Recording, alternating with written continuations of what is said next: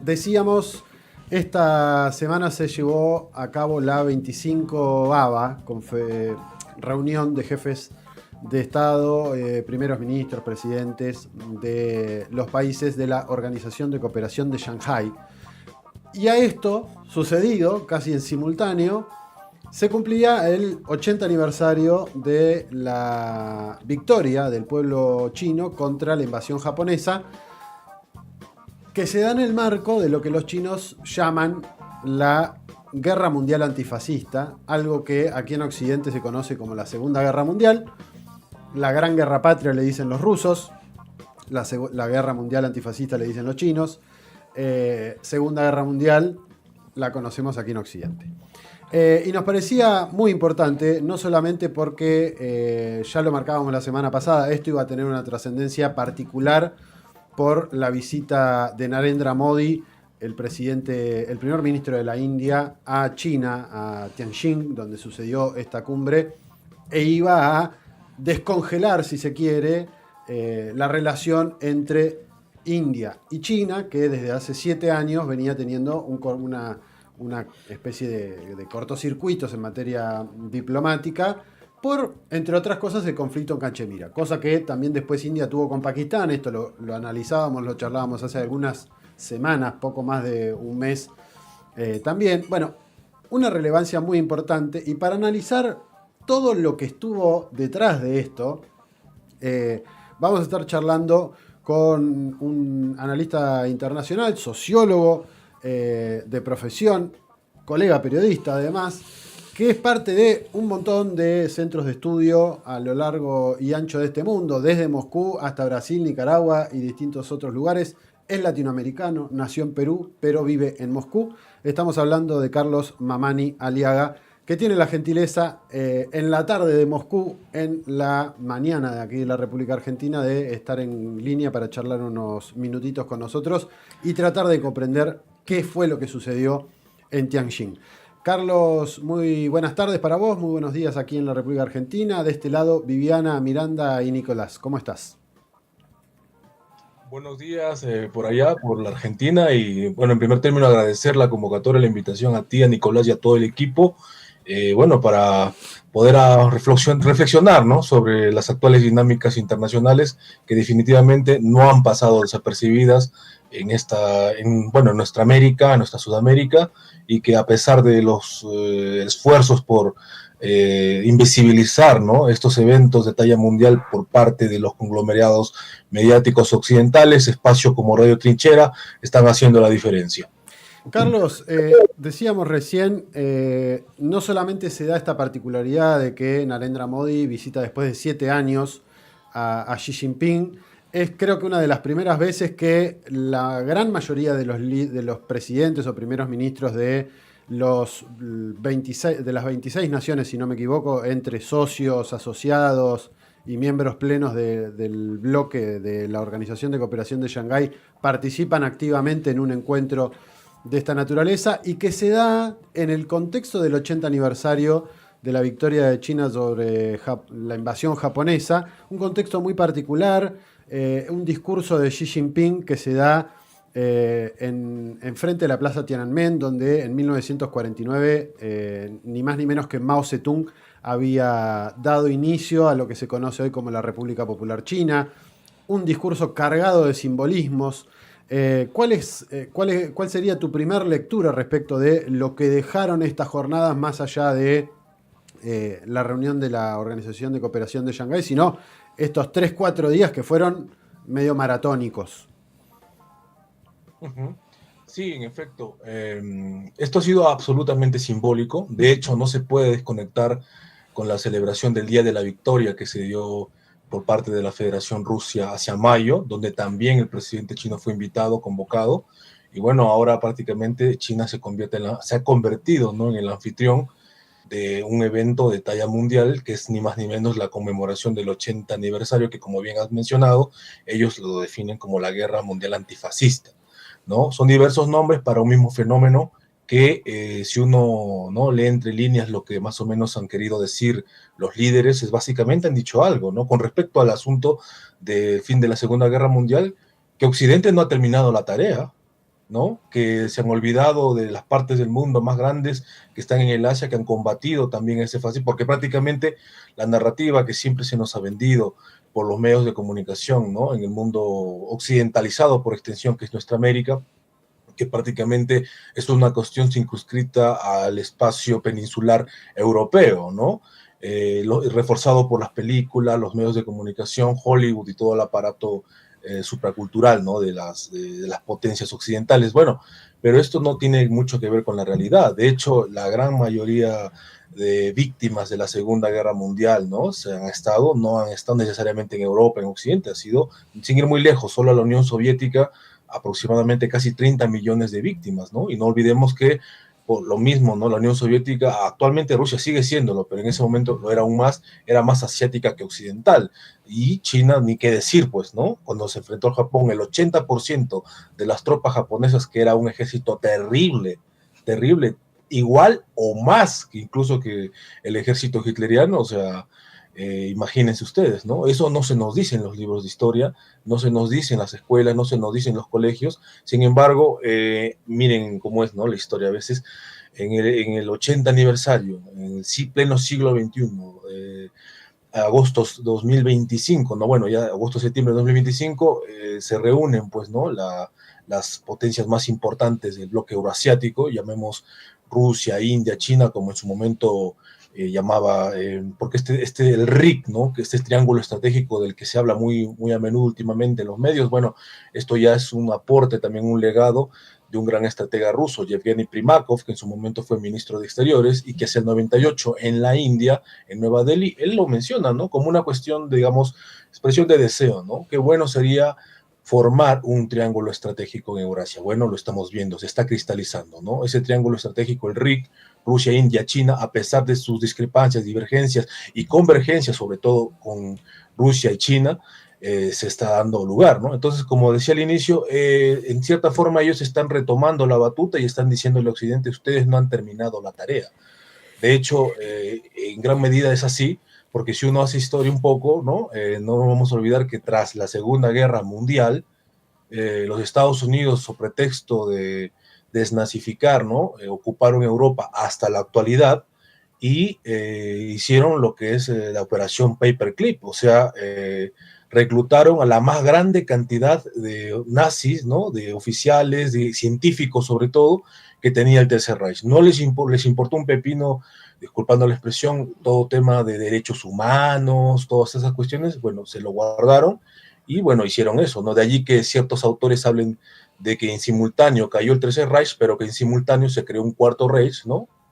Bajo Occidente, ¿no? Liderado por Estados Unidos y reclutando a diversos protagonistas del Tercer Reich, ¿no? Sobre todo la alta inteligencia, digamos, Adolf Heusinger, señor Reinhard Gehlen, ¿no? Que eran gente muy especializada y que tiene que ver con la conformación de las estructuras militares que ahora no sofocan al mundo, ¿no? Como es la OTAN, por un lado, y que también se utilizó para la lucha contra el comunismo en nuestra América y también en Europa con la Operación Gladio. Entonces, dicen que la historia no se repite, pero rima, ¿no? Entonces, lo que estamos viendo actualmente en Eurasia, con estas últimas reuniones, con esta celebración del 80 aniversario de la derrota mundial del fascismo, es, digamos, una llamada de atención a ese occidente que actualmente miremos cómo está Europa, ¿no? Europa no quiere reconocer, digamos, lo que está aconteciendo, lo que se está celebrando. Ellos siguen empecinados en que el asunto es una cuestión meramente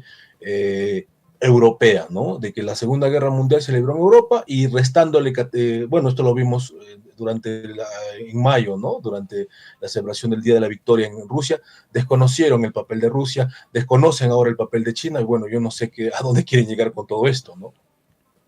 ¿Qué tal, Carlos? ¿Cómo estás? Miranda te saluda.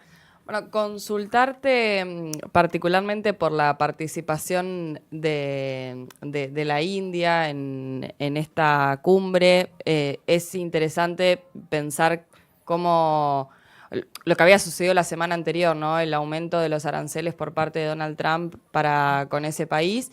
Y en ese sentido, quizás casi un empuje involuntario, ¿no? De los Estados Unidos para que India se acerque un poco a China en este contexto, qué significa quizás la cooperación o esa imagen que vimos, ¿no?, de Narendra Modi junto a Vladimir Putin, junto a Xi Jinping, sobre todo porque, bueno, era una imagen que quizás, y más allá de integrar un bloque BRICS juntos, no se veía. Uh-huh. Gracias por la pregunta, Miranda, me parece muy pertinente y de hecho, bueno, yo soy de los que piensan, porque creo que no soy el único, de que el principal catalizador de procesos globales en clave multipolar actualmente, bueno, lo he dicho más de una ocasión, algunos medio que no me han entendido por completo, pero no es ni siquiera la propia China, ni la propia Rusia, ni la propia India, como estamos viendo, es el propio Estados Unidos, bajo la administración Trump, que está acelerando esos procesos. De hecho, claro, la India, la Rusia, la China, sobre todo India, Rusia, China, tienen esa propuesta, ¿no?, de un mundo multipolar, soberanía civilizatoria, pero ¿qué sería esto sin ese acicate, sin ese impulso, sin esa reacción compulsiva de Donald Trump? Yo digo, eso demoraría un poco más, porque él, al actuar de esa manera tan, así como es él, ¿no?, de esa manera tan prepotente, abrupta, narcisista, de entender, de esa forma ¿no?, de que el mundo no es un western, la diplomacia del cowboy tiene sus limitaciones, como estamos viendo, y está generando todo lo contrario a lo que él es más o menos él y su equipo, imagino, ¿no?, han pensado, ¿no? O sea, nada de lo que él ha recurrido, lo que él ha impuesto, ¿no?, a la India, digamos, en este caso concreto, no solamente, pero en este caso concreto, se ha llevado a cabo, ¿no?, según lo planeado, ¿no? Todo lo contrario. La India, históricamente ha sido, digamos, bueno, un espacio occidentalizado, ¿no?, por el Imperio Británico, terribles tragedias les ha acontecido lamentablemente, ¿no?, a lo largo de esa colonización tan perversa que han tenido, pero después, ¿no?, luego asumen la democracia, etcétera, etcétera, y desde buen tiempo hasta la actualidad se ha visto a la India como que la democracia más grande del mundo, ¿no?, granjeándose pues el beneplácito del mundo occidental, de las potencias liberales, etcétera, ¿no? La India es la democracia más grande del mundo, etcétera. Bueno, pero ¿qué está pasando? Se asumía que la India tenía un rol, digamos, como que hacía algo como con Turquía, ¿no?, con un pie en Occidente y el otro pie más o menos en el mundo asiático, en Eurasia. Pero ahora con esto último que estamos viendo, se viene a reafirmar y ya pues de una vez por todas se viene a, digamos, a definir la posición de la India, ¿no? Y la India se está definiendo, valga la redundancia, definitivamente del lado euroasiático. ¿Qué hubiera sido sin Trump, digamos, sin que se les hubiera impuesto estas sanciones draconianas, aranceles draconianos, no comercies con Rusia, Rusia es el enemigo, Rusia es el país invasor, imperialista, etcétera, etcétera, etcétera, ¿no? Lo que siempre se ha dicho. De hecho, hubo conversaciones entre Modi y Trump, ¿no? Pero Modi de manera muy realista y no ideológica, acá es un paréntesis, en Occidente prima la ideología por sobre la realidad. Por eso es que Europa está como está. La India dijo, no, mira, ¿sabes qué? Nosotros el mayor comercio lo tenemos ahorita en materia energética con Rusia. Claro, porque antes de la operación militar especial, ¿no?, el 2022, como llaman los rusos, o invasión, como llaman de Europa, va a depender de las perspectivas, ¿cuánto era lo que importaba la India en material energético de Rusia? Yo creo que no eran, si mal no recuerdo, menos del 2%, del 3%, digamos. Actualmente está superando ya prácticamente el 45% e increciendo. O sea, se dan cuenta ustedes de lo que estamos hablando. La India es un país de producción neta, de PBI real, no solamente, no es servicios como Estados Unidos, como Europa, ¿no? De hecho, el bloque euroasiático no trabaja con economía de servicios, trabaja con economía real, de producción, economía física. Entonces, en ese contexto, la India ha dado, pues, ¿no?, prácticamente, bueno, nuestro mayor socio ahorita comercial en materia energética es Rusia. Entonces, estamos en este bloque, estamos reformando nuestra posición y estamos viendo cómo es que, ¿no?, sorpresa, ingrata sorpresa para el bloque occidental, la India se está desentendiendo de la órbita occidental y está pasando a la órbita o de los proyectos, digamos, contrahegemónicos del siglo XXI. Ha sido un craso error desde todo punto de vista. Buenas, Carlos, ¿cómo estás? Te habla Viviana desde acá, desde el piso de la radio. Te quería hacer una pregunta, pero trayéndote más a nuestro territorio, en relación a, justamente en esta cumbre, Xi Jinping anunciaba un nuevo plan de gobernanza global y establecía 5 puntos con respecto a eso. ¿Y qué participación crees que puede llegar a tener nuestra América en este nuevo plan de gobernanza y de cambio de la producción o en este multipolarismo?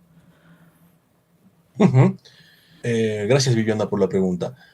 Mira, yo ahora no estoy en Perú, pero tengo, ¿no?, contactos de mi organización. Esto lo digo porque es importante, ¿no?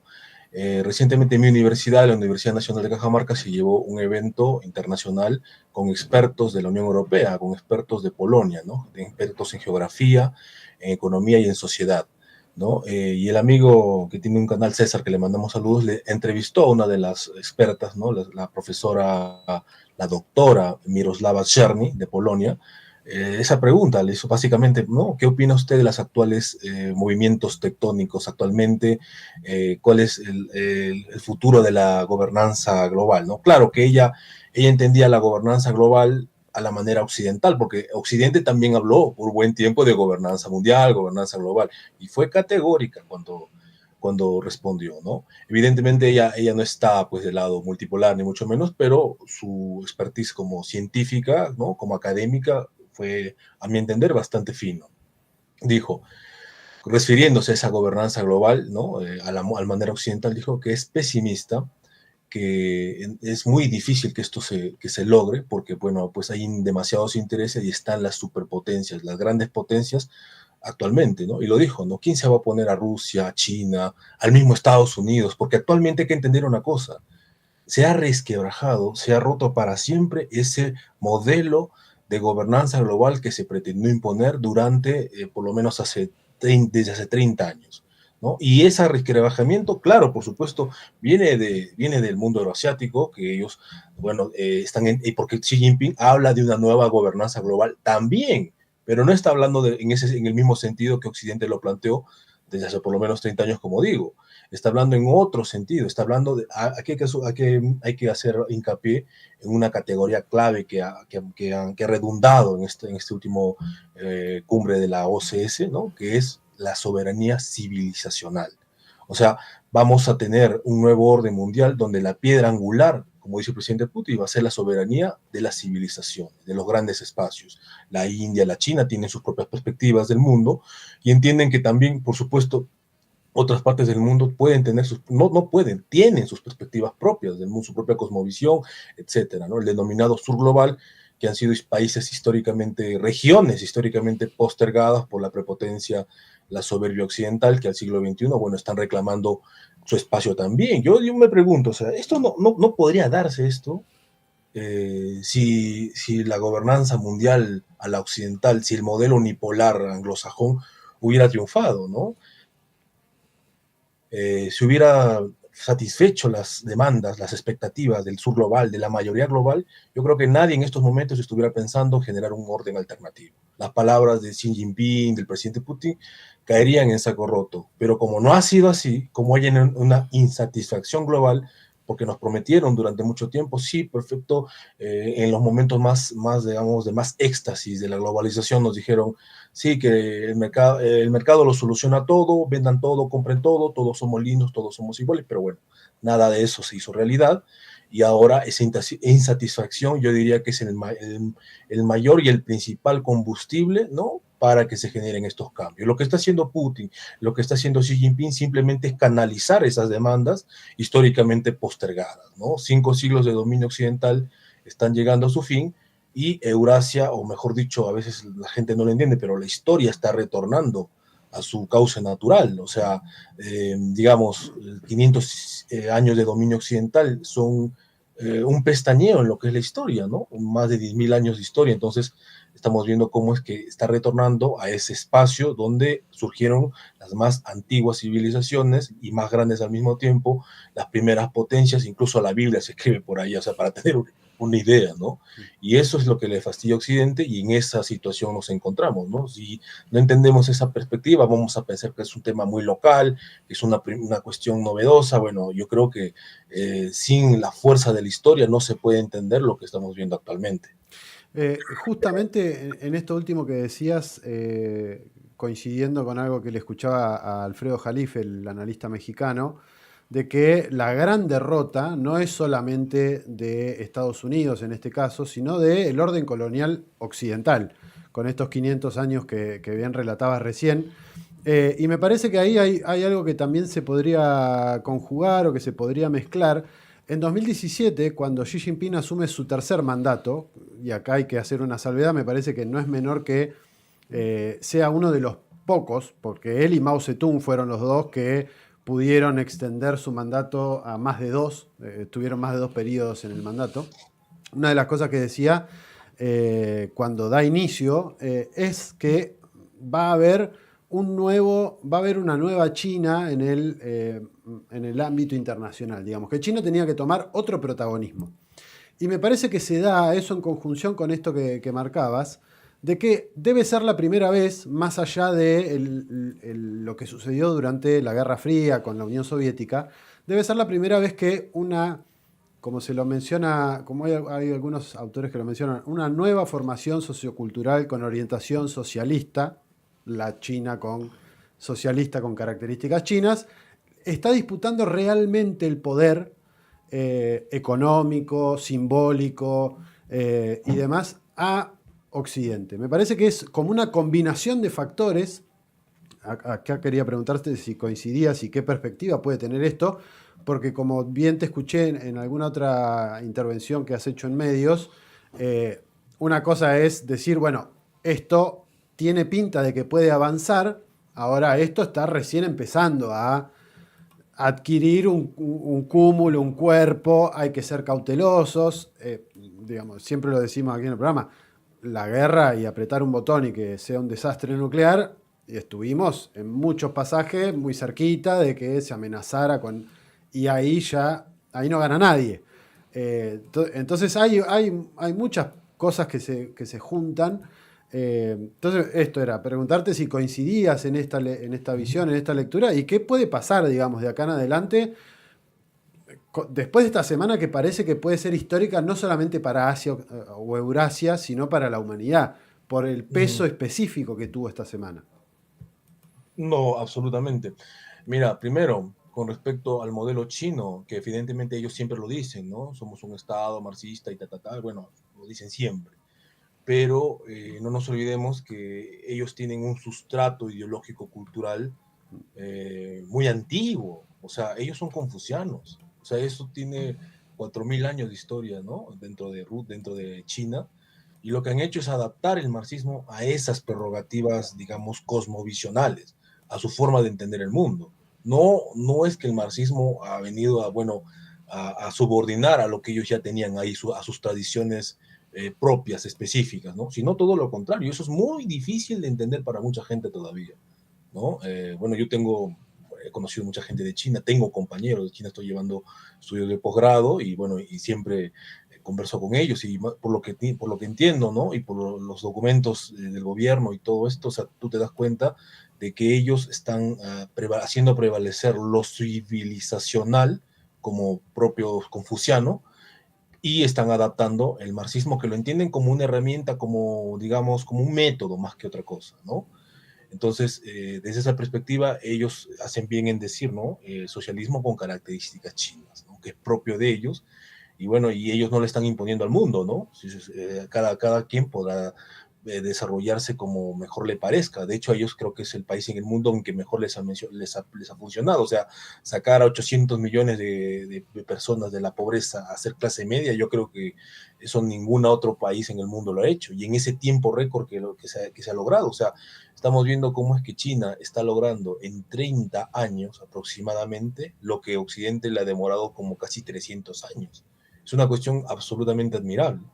Ahora, me redondeas la pregunta, por favor, creo que me fui un poco. No, ¿cómo puede, más allá de que esto está como empezando a surgir, este nuevo sí. polo, hay todo un caminito que hay que seguir y hay que, digamos, esperar a ver cómo va Sí, evolucionando.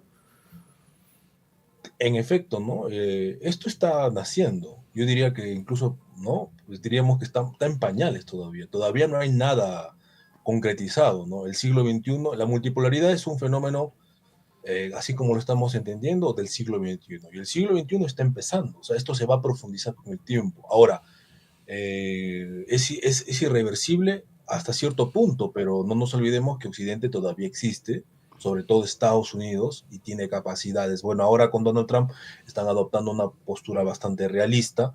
Donald Trump, el movimiento MAGA que ha generado dentro de Estados Unidos, porque esto también es curioso, o sea, Estados Unidos a veces la gente piensa, ¿no? Hay un experto, digamos, politólogo bueno, que enseña en universidades del Perú, que es norteamericano, señor Stefan Levitsky, y se supone que está catalogado como el mejor politólogo del mundo. Y él siempre, ¿no? Aborda la democracia, problemáticas en la democracia, y últimamente por Trump, ¿no? Ha estado abordando las problemáticas de la democracia dentro del propio Estados Unidos.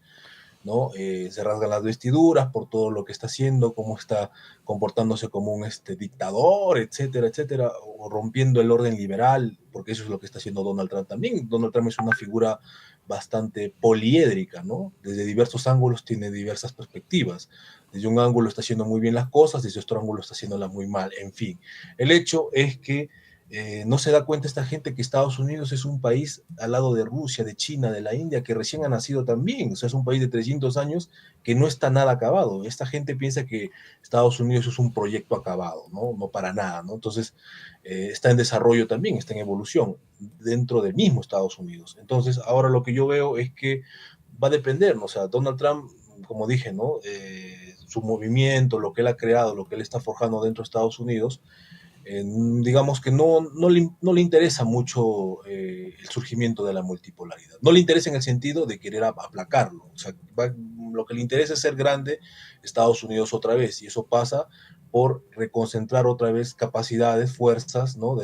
Productivas, sobre todo dentro del mismo Estados Unidos, o recuperarlas y no molestar al resto. Pero eso puede cambiar en cualquier momento. Trump va a salir del poder, vamos a ver quién llega en el próximo gobierno, otra vez un Biden 2.0, no se sabe, ¿no? Y vamos a ver cómo esto se desarrolla, porque yo tengo, si ustedes me preguntan, ¿cuál es la única forma de revertir categóricamente a la multipolaridad? Bueno, son armas nucleares. Yo no veo otra forma, porque ya las cosas están dadas, ¿no? Todo recién está naciendo, pero está encaminado. Es solamente cuestión de tiempo que esto madure, ¿no? Igual dentro del bloque, digamos, eurasiático, dentro de la multipolaridad, los protagonistas también no es que, digamos, todo sea color de rosa. Ahora se están juntando por cuestiones, digamos, tácticas dentro de una estrategia mayor, porque entienden que les conviene y que con Occidente ya no se puede negociar. Y Rusia es, creo yo, que es el que mejor conoce de estos temas. Vladimir Putin sabe, ¿no? Las veces que intentó negociar con Occidente, ¿en qué terminó, no? ¿En qué terminaron los acuerdos de Minsk, por ejemplo, no? Una traición de todo el bloque occidental, ¿no? Donde Angela Merkel no negó sin ningún tapujo, lo dijo, ¿no? O sea, esto ha sido solamente para ganar tiempo, para armar Ucrania. O sea, ¿quién puede confiar ahora en Occidente, no? Entonces, yo creo que desde esa perspectiva no está por demás asumir los cambios que estamos viendo con cautela, ¿no? Que se estén dando, que se estén forjando, bueno, es una realidad, pero es una realidad también que el otro bloque no va a dejar que eso sea así nomás, o sea, gratis, como se dice, ¿no? Ellos van a 500 años de dominio occidental, no lo van a dejar por así, digamos, ¿no? Carlos, muchísimas gracias por estos minutos y por un sábado allí en la tarde de Moscú haberte tomado para charlar con nosotros y analizar esto que por lo menos coincidíamos que va a ser sin lugar a dudas una de las semanas más históricas, por lo menos de este arranque del siglo XXI. Por supuesto. Habrá que ver cuáles son después las consecuencias y qué va dejando en el camino. Así que gracias y bueno, obviamente siempre la invitación a seguir profundizando y analizando en alguna otra oportunidad. Bueno, quedo atento a la convocatoria y desde ya muy agradecido por la invitación y atento, ¿no? Saludos a todo el equipo, Nicolás, Miranda, Viviana, a su servicio. Un fuerte abrazo. Un abrazo grande. Bueno, charlábamos ahí con Carlos Mamani Aliaga, sociólogo, analista internacional, director del Gabinete de Reflexión Crítica y Estratégica del Proyecto Patria y miembro de diversos think tanks, algunos en Moscú, en Brasil, en Nicaragua, en distintos lugares, que además tiene su canal de YouTube donde hace reflexiones precisamente en términos geopolíticos y de análisis. Se llama Reflexiones Periféricas, así que quienes quieran consultar y ver más del laburo que hace, pueden consultarlo Interesante. ahí. Sí, Interesante. yo me quedé ahí con... Bueno, no faltará oportunidad. Sí, sí. No, digo, no es que me quedé con una pregunta, me quedé Ah. como pensando, sobre todo en relación a la pregunta que yo le hice y al Estados Unidos como catalizador pensaba como en el divide y reinarás, que es como es la política contraria al divide y reinarás, ¿no? Él está haciendo que todos se vayan juntitos. No sé si ustedes vieron la publicación que hizo Donald Trump en su Twitter mientras se sucedía el desfile. Sí. ¿La vieron?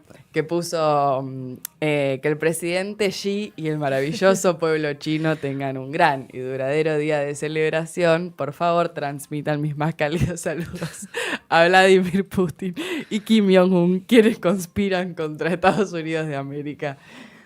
No fue el único, hubo más tweets.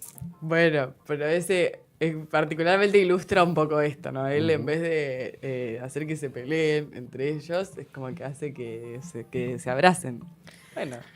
Sí, y lo gracioso también para mí fue después Putin saliendo en una conferencia decir nadie hizo ningún comentario sobre Trump en la cumbre, Claro. como diciendo Es que alguien que él, ni siquiera está contemplado como líder. Cuando en ese pidieron momento. un mundo multilateral, multipolar, él se sintió Excluido. como que, claro, como que lo estaban apuñalando. Yo creo que eso Para mí No, hay no. que tener es parte de su juego.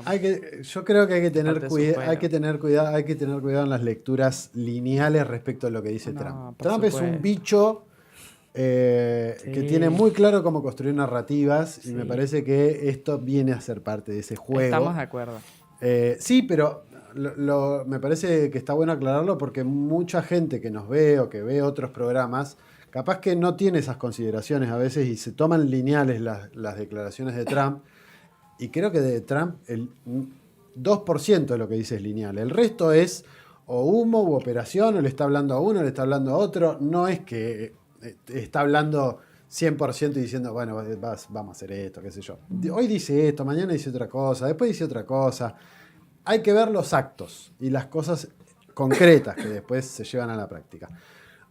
Nos pasamos un poquitito, pero sí. valía la pena por la charla. Hacemos tanda y a la vuelta arrancamos con la segunda hora de programa de este programa número 25, que paradójicamente es el mismo número de la cumbre. de la cumbre de la Organización de Cooperación de Shanghái, Ojarda, ¿eh? Desde Tolosa, En Comunidad Ferroviaria cavamos trinchera para